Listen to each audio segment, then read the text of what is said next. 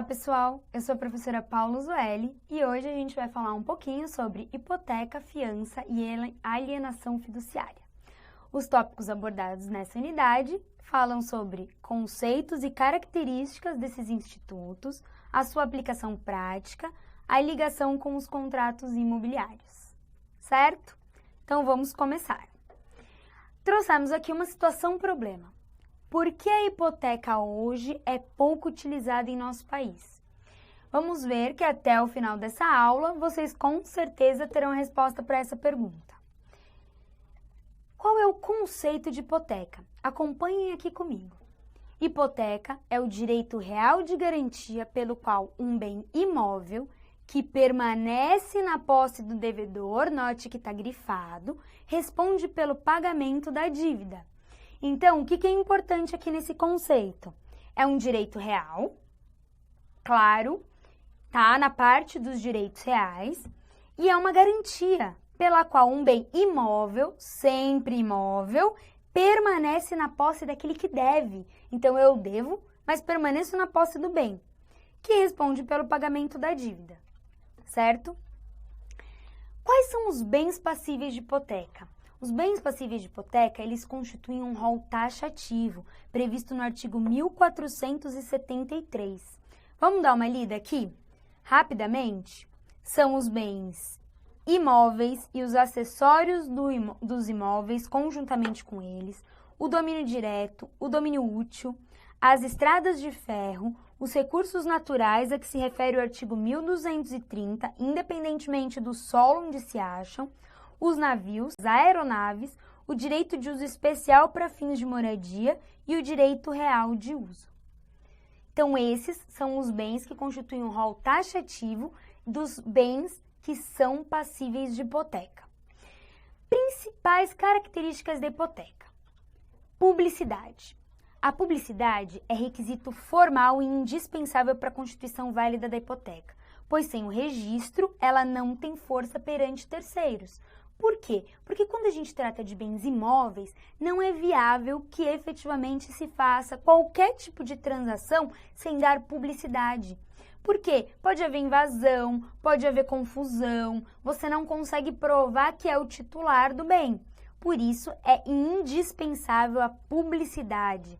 É indispensável que, no momento em que seja realizada a formação da hipoteca, seja também formalizada e dada publicidade desse ato.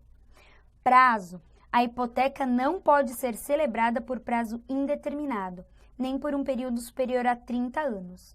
Por expressa vedação do artigo 1485. Então, veja, a hipoteca ela tem que ter um prazo determinado. Não posso fazer uma hipoteca eterna, você sempre vai me deixar com bem e eu sempre vou ter uma dívida. Ela precisa necessariamente ter um prazo. E isso é muito importante e começa aqui a responder uma das perguntas da nossa situação problema. Porque vejam, hoje nós já temos financiamentos e alienações com mais de 30 anos, o que para a hipoteca não é possível, certo? Pluralidade de hipotecas é outra característica importante. O mesmo bem pode ser hipotecado em favor de mais de um credor, mas será respeitada a ordem quando do recebimento. Essa característica da hipoteca ela é muito peculiar. A hipoteca é um instituto que pode recair várias vezes sobre o mesmo bem. Entretanto, por óbvio, a ordem de pagamento vai ser respeitada. No momento em que vai sendo quitada a hipoteca, aquele que primeiro pagar, primeiro libera. Outros tipos de espécies de hipoteca. Quanto à origem, a gente vai ver a questão das espécies de hipoteca divididas em alguns setores. Quanto à origem, ela pode ser convencional ou legal. O que é hipoteca convencional? É aquela que deriva de um contrato, de um acordo entre as partes. Eu e você celebramos um acordo e eu dou o meu bem em hipoteca. Você aceita o bem hipotecado. Perfeito. Ou a legal, que é aquela resultante da lei, independentemente de acordo, conforme artigo 1489. A hipoteca legal pode ser substituída por outra garantia. Então, o que acontece? Quando eu tenho uma hipoteca obrigatória por lei, eu necessariamente posso, de uma forma ou de outra, substituir por outro bem dado em garantia, certo? Quanto ao objeto, ela pode ser comum ou especial. Comum é aquela que recai sobre bens imóveis, os bens imóveis tradicionais. E a especial é aquela que recai sobre bens móveis. Lembra que a gente falou que é um rol taxativo? Lá não tinha apenas bens imóveis, a gente viu ali que tinham alguns bens móveis especiais. Isto é, recai sobre navios, aeronaves e vias férreas. Havia hipoteca de vias férreas quando as estradas de ferros eram particulares. Hoje em dia não acontece mais, mas vejam, volta lá no rol do artigo, você vai ver que ainda está lá. Então, é importante que você saiba que vias férreas são objeto de hipoteca e não outro tipo de alienação, certo? A alienação do bem hipotecado. Como é que funciona quando eu resolvo vender ou dispor de um bem hipotecado? O artigo 1475 explica. O proprietário do bem pode alienar normalmente. Para essa alienação, não é necessário pedir autorização ao credor da hipoteca. Veja, então, mesmo que o meu bem esteja hipotecado, eu posso vendê-lo. A questão prática é, alguém vai querer comprar? Por isso, a gente tem aí um dos motivos dos quais a hipoteca começa a perder um pouco do foco e cair em desuso. Em tese, mesmo hipotecado, o bem pode ser vendido. Num país como o nosso, que muitas vezes, embora a hipoteca exija publicidade, a compra e venda muitas vezes não é feita de forma regular, acontecia comumente do adquirente descobrir, só depois de comprar, que o bem estava hipotecado. O artigo 1475 é rigoroso. Ele diz que anula qualquer cláusula que proíbe o proprietário de alienar o imóvel. Então, ainda que eu, ao celebrar a hipoteca, faça algum tipo de contrato e diga que o bem dado em hipoteca não pode ser alienado, essa cláusula vai ser nula. Por quê? Porque faz parte das características da hipoteca a possibilidade de alienação. Então, é vedado de qualquer forma qualquer estipulação em contrário. Contudo, nada obsta que se estipule que a alienação do imóvel gerará o vencimento antecipado da dívida. Veja, isso é bem importante, é uma saída para essa situação. Posso vender, mas no momento em que você vender, a gente gera o vencimento antecipado e você vai ter que pagar à vista o que me deve. A garantia não se mantém. O adquirente de imóvel hipotecado pode pagar a dívida aos credores e subrogar-se nos direitos de imóvel. Ele passa a ser o credor da dívida agravada. Então, veja, se eu comprei e efetivamente passei a ser o credor, eu me subrogo nos direitos sobre o bem, em todos os direitos sobre o bem, na medida em que eu fiz a compra, eu adquiri um imóvel hipotecado e paguei a hipoteca no lugar da pessoa que efetivamente devia. Por quê? Porque pode ser do meu interesse. Embora o imóvel esteja hipotecado, é um excelente imóvel, eu quero aquele imóvel, eu vou, pago, compro o imóvel hipotecado, quito aquela hipoteca e passo a ser eu a credora dos novos direitos. Por isso a gente fala em subrogação, certo? Extinção da hipoteca. Como é que a hipoteca acaba? Como funciona o fim da hipoteca? Ela pode se dar de 4 formas. Quando se extingue a obrigação principal, ou seja, eu tinha uma obrigação atrelada àquela hipoteca. No momento em que a obrigação está extinta, a hipoteca também estará extinta. Perecimento da coisa. Quando a coisa, objeto da hipoteca, deixa de existir, passa um furacão e aquele imóvel que era objeto da hipoteca, ele deixa de existir de qualquer forma. Então, com o perecimento, a hipoteca passa a não ter mais sentido. Porém, é importante lembrar, se isso acontecer, enseja o vencimento antecipado. O credor não fica a ver navios. Uma vez que a garantia não existe mais, você terá que pagar a dívida antecipadamente. Renúncia do credor. Quando eu, como credora, abro mão da garantia e digo, olha, pode retomar o seu imóvel, não quero mais esse dinheiro. Com a renúncia do credor, não há motivo para manutenção da garantia. Ou com cancelamento, quando há efetivo cancelamento da hipoteca. Quando a hipoteca é cancelada? Quando ela está quitada, quando ela é paga ou quando as partes fazem de alguma outra forma, convencionam que aquela hipoteca deve ser extinta. Então, é perfeitamente possível a extinção da hipoteca pelo cancelamento. Eu resolvi pegar outro imóvel, a dívida foi paga de outro jeito. Nós vamos lá e cancelamos a hipoteca, certo? E a fiança? Conceito de fiança, pessoal. Confiram aqui comigo. A fiança, também denominada caução fidejussória, é o contrato pelo qual alguém, o fiador, garante satisfazer ao credor uma obrigação assumida pelo devedor, caso este não a cumpra. Está prevista no artigo 818 e 838 do Código Civil. O devedor da fiança, ou credor da fiança, perdão, é o credor fidejussório, aquele nome que a gente ouve falar e nem sabia o que era. É muito simples, é a fiança. Ela também é uma espécie de garantia. Veja lá no conceito, é o contrato pelo qual alguém, denominado fiador, garante ao credor a obrigação assumida pelo devedor. O fiador é o devedor? Não o devedor principal. Eu estou me auxiliando, não vou nem usar o termo subrogando, eu estou auxiliando aquele devedor. Eu digo ao credor, fique tranquilo. Se este devedor não efetuar o pagamento, eu garanto, eu faço esse pagamento. Então, a fiança é uma espécie de garantia, onde uma pessoa, uma terceira pessoa alheia àquela relação, credor e devedor, ela entra aqui do lado do devedor e diz, credor, fica tranquilo, eu estou ajudando aqui o devedor, pode negociar com ele, porque se ele não puder te pagar, eu entro na jogada e faço o pagamento. Características da fiança. É uma espécie de contrato de caução ou garantia, como eu falei. É unilateral, pois gera obrigação apenas pelo fiador.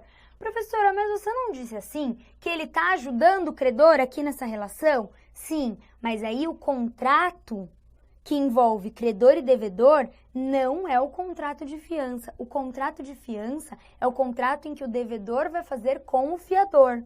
Ou seja, nós temos aqui um polo, aqui outro. O fiador ele está aqui desse lado, está do lado do devedor, mas não é o mesmo contrato.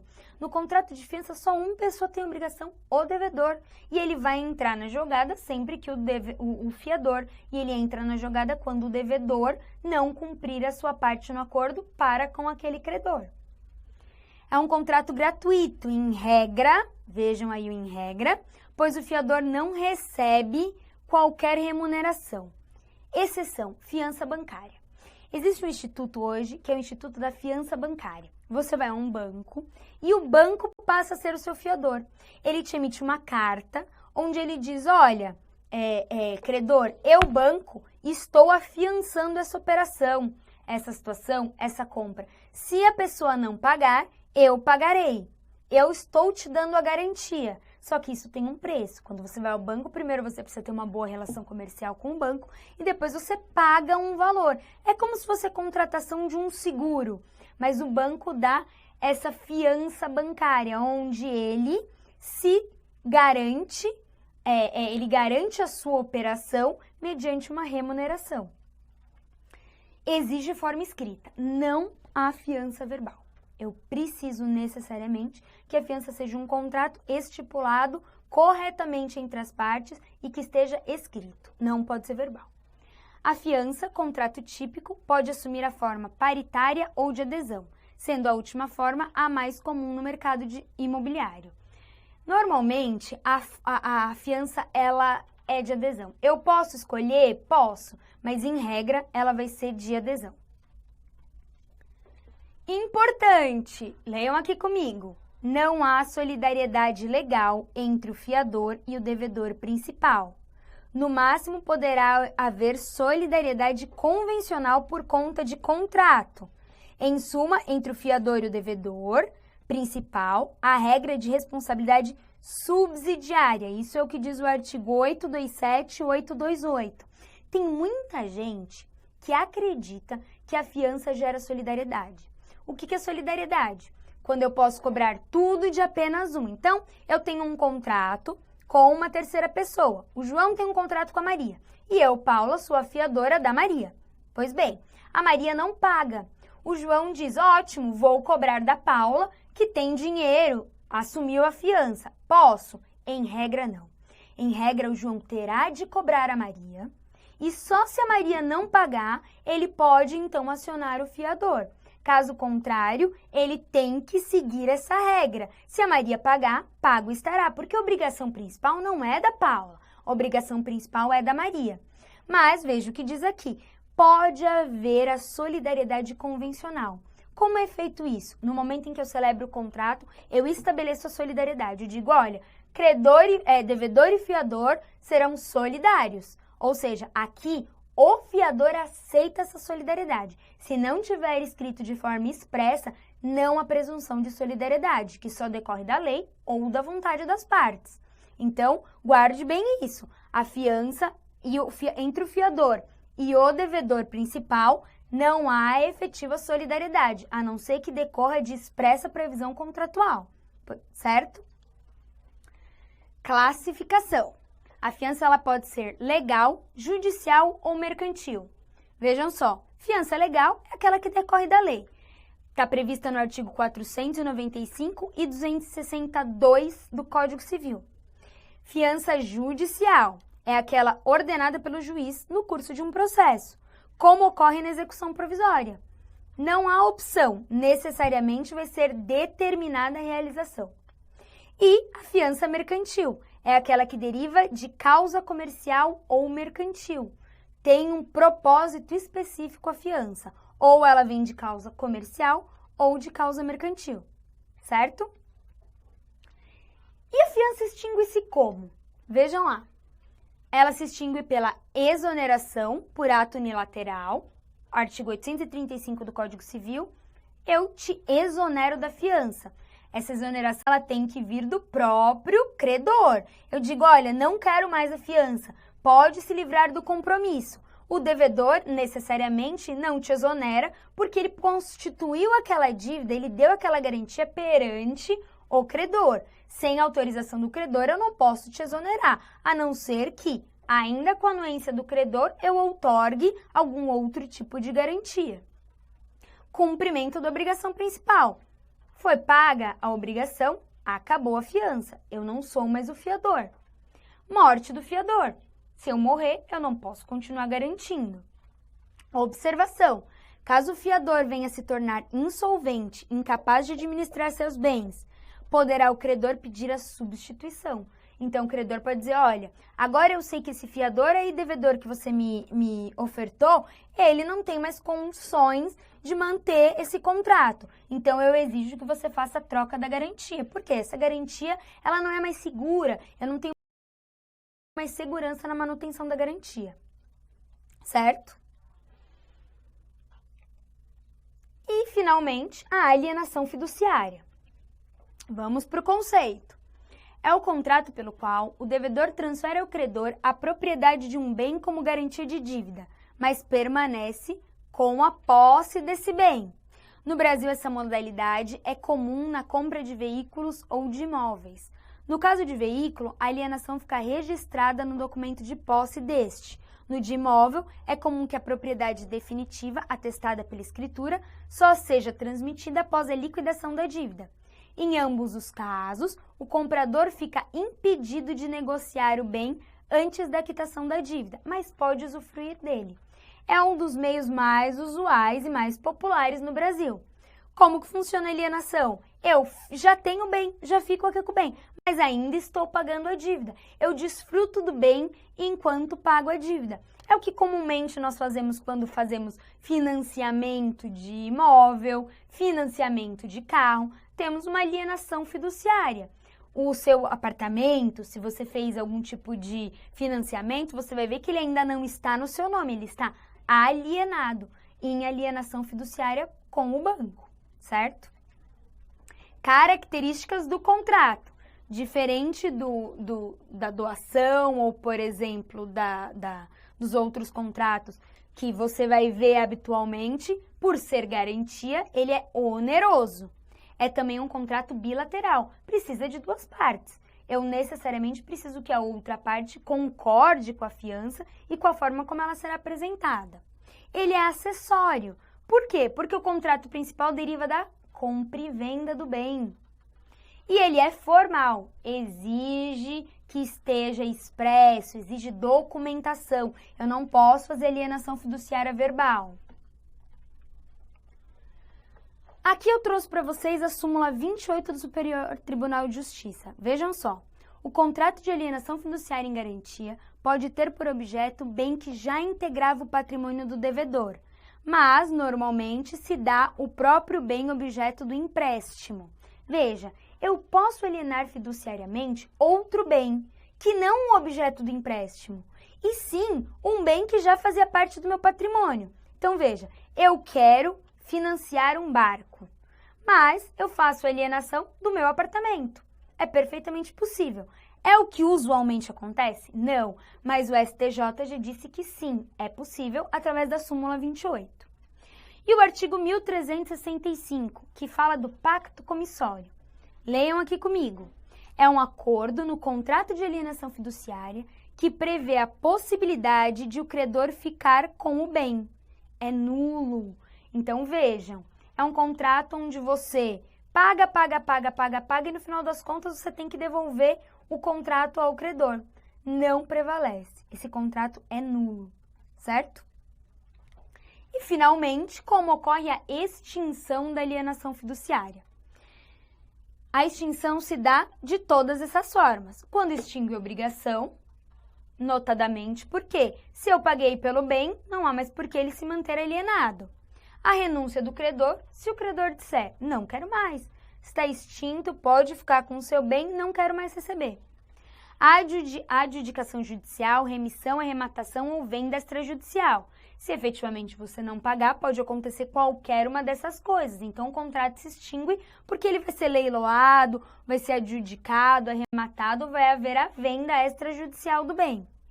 Com a confusão. Como ocorre a confusão quando você não sabe mais o que é patrimônio do alienante e do alienado? Você não sabe mais o que efetivamente fazia parte daquele contrato. A desapropriação da coisa alienada fiduciariamente. Vejam só, se eu sou desapropriado pelo governo, necessariamente você não vai mais poder ficar com esse imóvel. Faz sentido que eu continue pagando por um bem que não vai mais me pertencer? Não. Por isso, extingue a alienação fiduciária. O implemento de condição resolutiva a que estava subordinado o domínio do alienante, ou seja, o alienante mantinha aquela alienação mediante condição resolutiva. Eu precisava necessariamente ter cumprido determinadas regras para manter esse contrato e eu as descumpri. Nesse caso, a efetiva extinção da alienação fiduciária. Certo? E é isso, pessoal. Por hoje é só. Muito obrigada pela companhia de vocês. Vejo vocês na próxima aula. Não esqueçam de dar uma olhadinha lá no material complementar e fazer as atividades. Até a próxima!